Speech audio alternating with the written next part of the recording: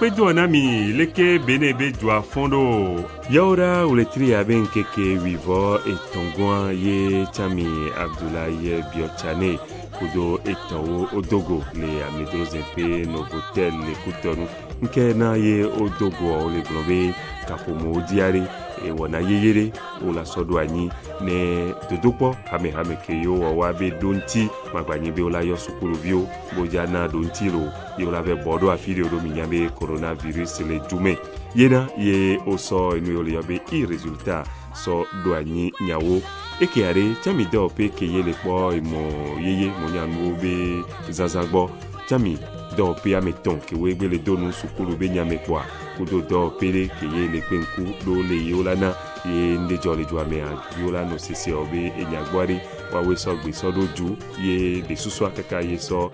enu le yabe i resultat ya so do anyinyao le yebe la yido le grebe ke ye yo so de nebe nu so do anyifia me amerebe yi ejipwa be la po dodopo ke yo wa le ye nkeye be la ke ngolo fi ade do ntine nke we biowa e la no eji le wa yo mea bobi afidela no funwa ye ola nko ye tabnyo wa zikpe keji ono number wa chan ola sodwe mekwa ye nebe do tia la tolo oluji alo mundu diowa ola kwe zereka chami maunyo kakpo kedepo college kudo alo nu dokwa kola le sukulu be nyagware e khonu ko ye bele grebe bene be jidudwa mi ave juplato Patrice Talon be so pe amene ye fia ola voix dibe wa trop bene be jwa le mo yeye monyanu yo bizanzamea benea edola nyita to ye keye edo coronavirus va jume ye fiare yo de suswa ye dontia ye bale ni enwalo enwayo meye chami Abdoulaye Biochane khonu pole juplato abe nkome ye na ye o so hupea ne ave i resultat ya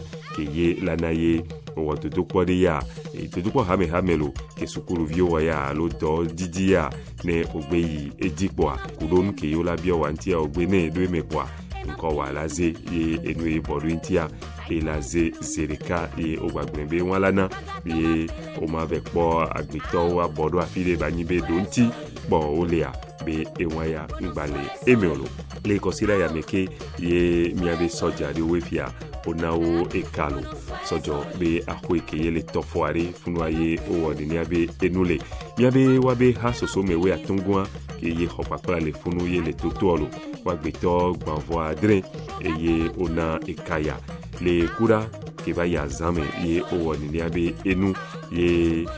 ye ola so defion afodide ke we adefion be o le weke auga ke a o le ke mone coronavirus o odini abe nuolo Chami keye po sojo be nyagbare chami Alain Fortuné Nouati e vatepe amenene kemi le po chami Samu Seydou Adambi e ywa ya le po sikudo keselonu kewe la nyigba me abe e nyagbo ale ni todula ne wa me kewe le toto yawo miabe soja o be nkonoto Jean Baptiste Aho echano tepeame ye oso de miabe konu miabe wa me kewe ye o le nakaya we fiare muni benevio de yolo ojo le Bénin, Togo, Niger, Côte d'Ivoire, Sénégal, Guinée, Kudo, Congo. Edua madre yo meye ojo le ye o ho papla le bejero ne epe ameve. Ke yo le toto ye fia onanko be yo be toto abe yo ya yo le ni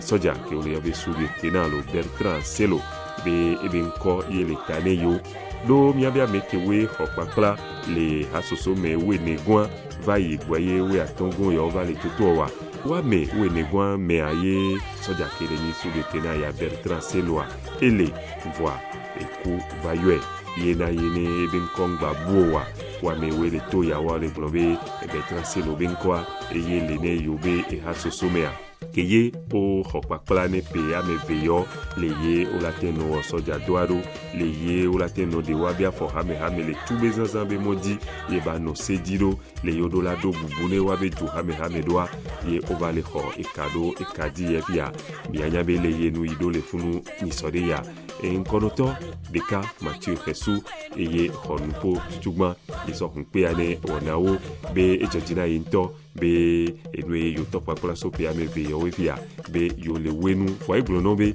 wa mewe le to ya wefia onenya be nyawe o le hoka ye edoa o le defion be onye le sukulu voabe ne odo judo ame ale yo la no dia foadoa enwe la bana ye kala no jekadi o la batro capitaine ko de towo entia amisia me bale bene e dokwelo enwa yo me a chami kerepo sojo be nyagboare e kudo sojo be nkonotorio wa o va so eka sodo abotanawo boye wantoyen fia o va di eha keye o sona kafu Bertrand Selo a o pahade le funwa o va di neniabe eha enwa yo me ari o va tanwe be yo fianjogbe be yo la wodo ne eju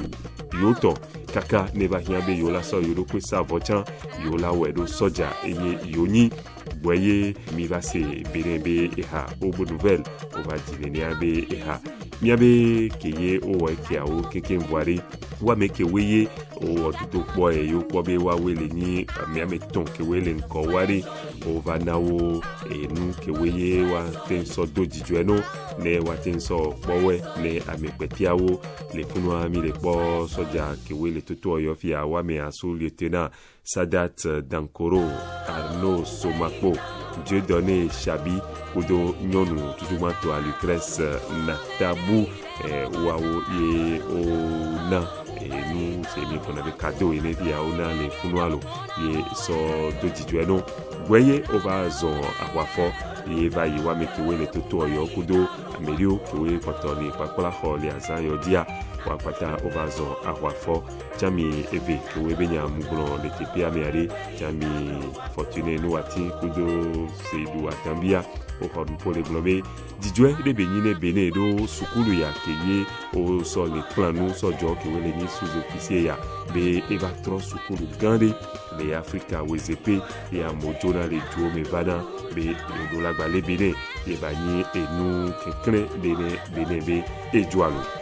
miana ne mianya be catholique avio olayi dasa le epe amesele yo ina le PDO menea epe atwa matin radio bishop obe gododo wabe hagan korea be se beare eye wa gododo eye bishop Victor Agbanu e basani siasiale brebe dasa yi nyonu fio ari botoa ave yegbo afankwenia be magba no edile epe ameo le ganwa me siasiale yato le miato awisato gbo wabe hakele ni UIB ye wayo le globe ulitria be nkeke petea ye oladu epeke yana be tabaskia alengbo BPA oladui imamu Asifatu Mohamed Ali kelenkone UIBA eye de siasia yatolo nemia de menami zaria miana mianyabe arigbo yi ave fan kwene na Maria uletri amenyigwa be nkeke wivo de kaso wivo ton die be le sans voix siasia bato be matin nuedi odo coronavirus le jume do minyabe arigbo yi alo dasa ya apeto sunagbo le funu ena e bishop obe gododo ava buipobe obe ma gbate nuedi ovoa siasia le glone avio keke catholique avio be amesia medola no kwefame le asan yodi bevere alo wulitri amenyigwa menkeke wivo de kaso wivo eton wa no kwefame yesibere keye na Maria fana kwero miata ede biovia be banami la messe bana ne nouveau otowa waso nouveau so kewo bana ne gbenoju bano amekewe le adreme fafa bano omedesia de mer be minola no kwefame ye situ yowa miragba powo kwelo katolika vio de gbefan dodalo blona mi be le fidagbe wulitri ya be nkeke wivo de kagwa ole gulebe Aïd El Kebir keleni tabaski be pea et la nuedi be imamu Asifatu Mohamed Ali kelen kone tutume ke orobe UIBAD eye de gbefan ya tolo elegle be sigbele keye yo sedo abe maka yantoye fia oglebe amekewe lenyi Arabie Saoudite vio moye la no ETP nyawa oglenami be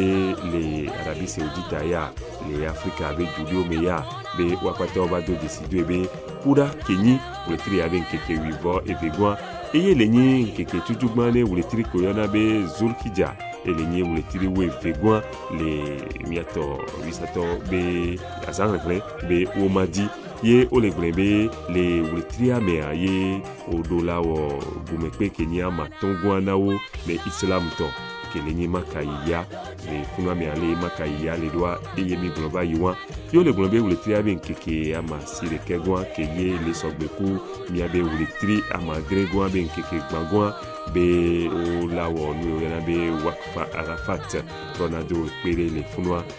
da pedo da satani e yomea ye o va duna tabaski be azanyawo e tabaski be azan le ye bedola nodo hame ola guido so na ye for the diola nani hame ne hunya ngaba nani wa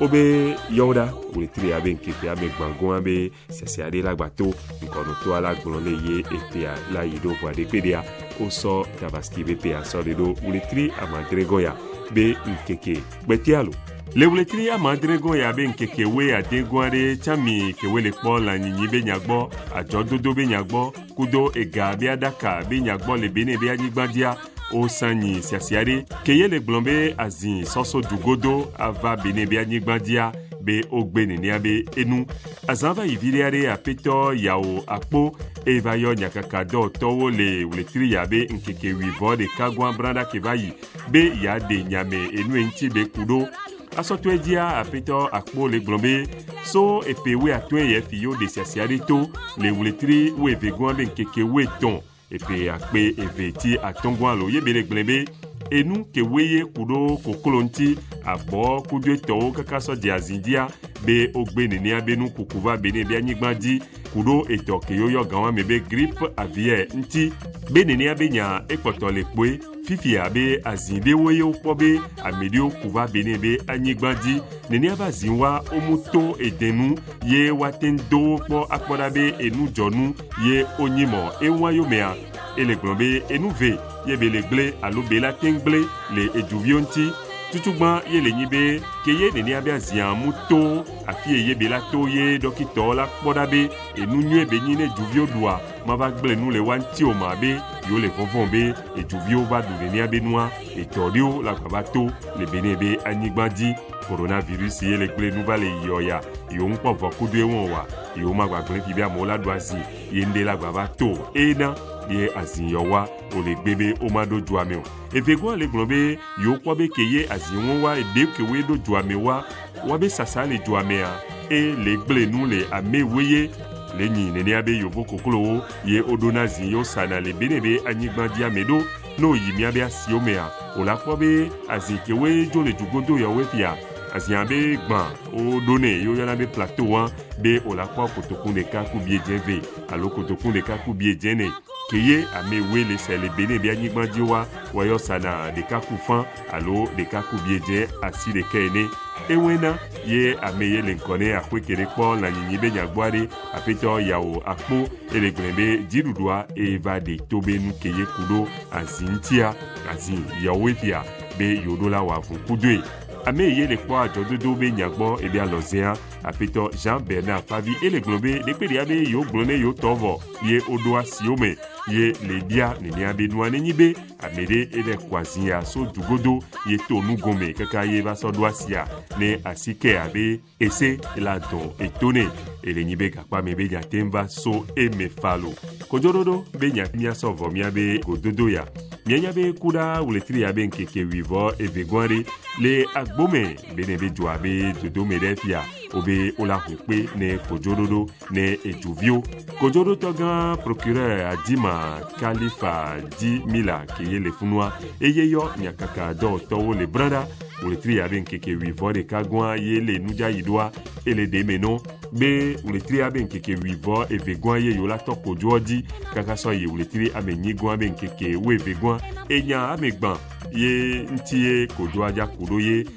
ameka ye la ton kone yewo ye yola do kojo alo kojo ye fia o ruine juvio keke be ola temba kwe tepe voa procureur le glombe ame we la va tepe omewa onenya be coronavirus le ele nyibe ogwana be ola so nu tongo tinkudo nu o so tepere so do funwa yo la klasi le funwa ye kojo dodo abe khwa mechan menene ke we la do mewa o magba no sele ya gbeto suna gbosan enio do metarika kokokoa do la so miamelo e wanti ebele biobe nyawa elene kwagake ameke wejibe yo la vare oneva do nu pla menyawo tonaso kojo dodo yawo melo so radio bene alafia l'écoute noa mianovi ayao wanja ne Top Afrique Radio le ambu Germany be anyigbandi